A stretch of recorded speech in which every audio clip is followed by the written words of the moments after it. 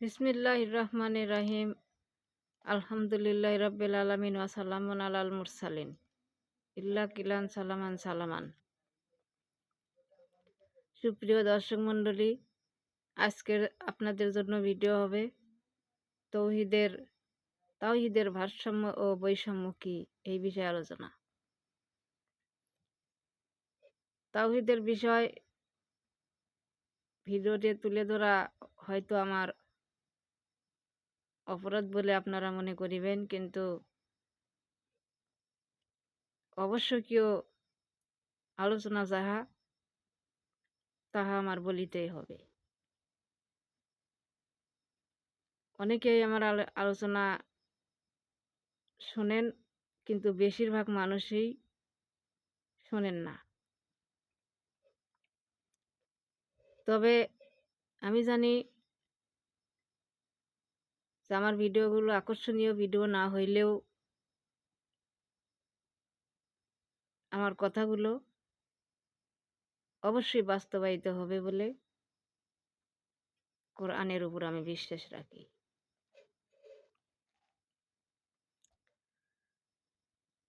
তাওহীদের ভারসাম্যকে রক্ষা করার দায়িত্ব দিয়েছিলেন আমার আল্লাহ হযরত মুহাম্মদ মুস্তাফা সাল্লাল্লাহু আলাইহি সাল্লাম, হযরত নূহ আলাইহিস সালাম, হযরত ইব্রাহিম আলাইহিস সালাম, হযরত মূসা আলাইহিস সালাম ও হযরত ঈসা আলাইহিস সালামকে এই তাওহীদের ভারসাম্য রক্ষা করিতে বলিয়াছেন। সূরা সূরা আয়াত নাম্বার 13। কিন্তু মুশরিকদের নিকট এই তাওহীদকে গুরুভার বলিয়া মনে হয়। এখন মুশরিকদের নিকট এই তাওহীদকে গুরুভার বলিয়া মনে হয়, ইহার কারণ কি? কারণ দেখিতে হইলে আমাদের দেখিতে হবে তাওহীদ কাকে বলে।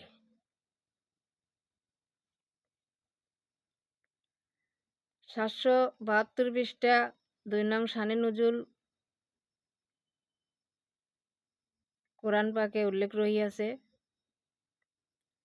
আল্লাহর একত্বে, রাসূলের প্রেরণে এবং পুনরুত্থানের সত্যতায় বিশ্বাসী হওয়াকে তাওহীদ বলে। কারণ এই তিনটি বিষয় যাহারা বিশ্বাস করিয়া থাকেন তাহাদের অবশ্যই তাওহীদের প্রতি বিশ্বাস রহিয়াছে। যেমন শরীয়ত শব্দ উচ্চারণ করিতে শেষে তে শব্দ ব্যবহার করা হয়েছে। তরিকত শব্দ উচ্চারণ করিতে শেষে তে শব্দ ব্যবহার করা হয়েছে। হকিকত শব্দ উচ্চারণ করিতেও শেষে তে শব্দ ব্যবহার করা হয়েছে। মারেফাত শব্দ উচ্চারণ করিতেও শেষে তে ব্যবহার করা হয়েছে এবং ওয়াহেদানিয়াত শব্দ উচ্চারণ করিতেও শেষে কিন্তু তে শব্দ ব্যবহার করা হইয়াছে। এখন এই তে শব্দ দ্বারা আল্লাহ পাক কি বুঝাইতেছেন?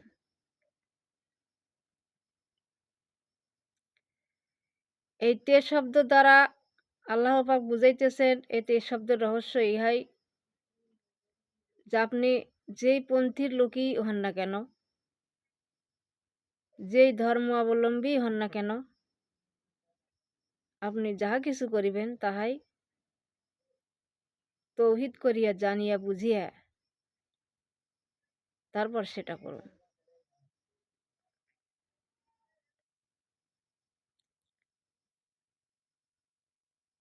কারণ আপনি যাহাই করিবেন তাহাই নেটেস্টে প্রকাশ থাকিবে। আপনি অবশ্যই দেখিতে পারিবেন তাওহীদ বিষয়টি কি। যেমন ধরুন অভ্যর্থনে, এই অভ্যর্থনে যদি আপনি স্থায়িত্ব থাকিতে পারেন তাহলে আপনার তাওহীদ সত্য বলে মনে হবে। কেননা তাকওয়া অর্জন করা এবং আল্লাহর প্রতি তাওয়াক্কুল রাখা, এই দুটোই তাওহীদের বৈষম্য। যেমন উল্লেখ রহিয়াছে, তাওহীদ, রিসালত, পুনরুত্থান এই তিনটি বিষয়ই ধর্মের মৌলিক বিষয়। ৪০৫ পৃষ্ঠা কোরআন ১ নং শানে নজুল। এই তিনটি বিষয়ের তাওহীদ হইল রাসূল প্রেরণ অর্থ রাসূল আমাদের প্রতি প্রেরিত হবে, ইহাকে বিশ্বাস করা তাওহীদের বৈষম্য।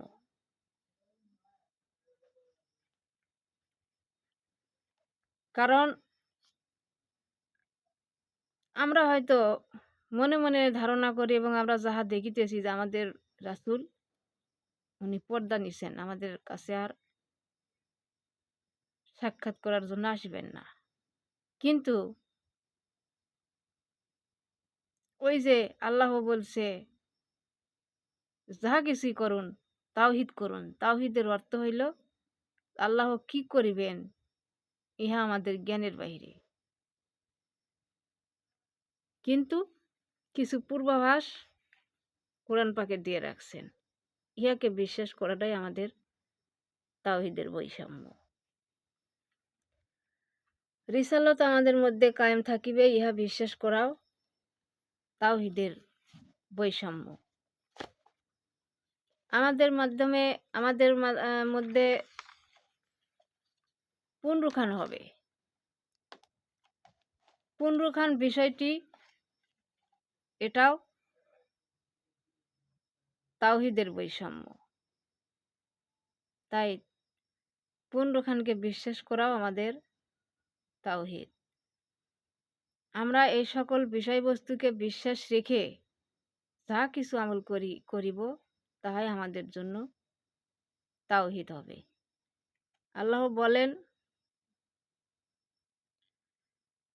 ওয়ালাকাদ যাররাবনা ফি হাযাল কুরআনি লিয়াযাক্কারু। অর্থ হইল, এই কোরআনে বিভিন্ন পদ্ধতিতে তাওহীদের প্রমাণ বর্ণনা করা হইয়াছে, যেন মানুষ বুঝিয়া লয় তাওহীদ বিষয়টি কি। উল্লেখ্য সূরা বনী ইসরাঈল আয়াত নাম্বার ৪১। এখানে আমরা আরো একটি মহামূল্যবান কথা এড়িয়ে যাচ্ছি। প্রত্যেকটা ধর্মেরও পাস প্রেজেন্ট মেজরিটি গ্রান্ট রহিয়াছে। শুধু পাস করলেই হয় না, এখানে কিছু গ্রান্টেড থাকিতে হয়। তো এই পুনরুত্থানে অথবা অভ্যর্থনে এই গ্রান্টেড হবে বলিয়াই অভ্যর্থন হয়। তো যাই হোক,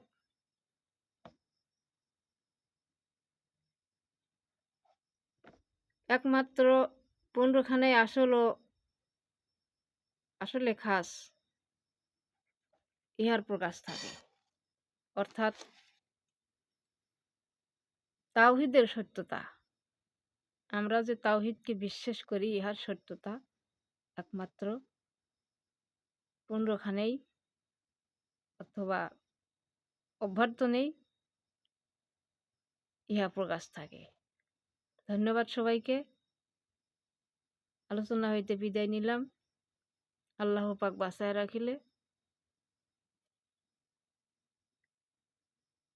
আগামী ভিডিওতে আবার দেখা হবে। আসসালামু আলাইকুম।